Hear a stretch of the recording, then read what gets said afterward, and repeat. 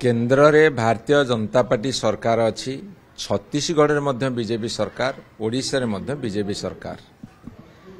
तेणु दुईटी राज्य और केन्द्र में जो बीजेपी सरकार अच्छी एटा ओडिशा भी गोटे सुवर्ण सुजोग महानदीर जो समस्या ताकू समाधान करने जेहेतु बिजु जनता दल थिला सरकार रे केन्द्र रे बीजेपी सरकार थिला से से अणदेखा करुले किंतु बर्तमान तांको निज दल सरकार अच्छी ओडिशा रे अंततः टिके अंतर्दृष्टि देई टिके दृष्टि देई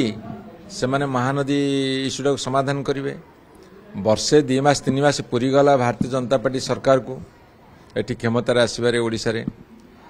सबुदिन कहते आम आपस बुझामणा द्वारा करूँ जदि आपस बुझामणा द्वारा कर ट्रिब्यूनाल कौन पे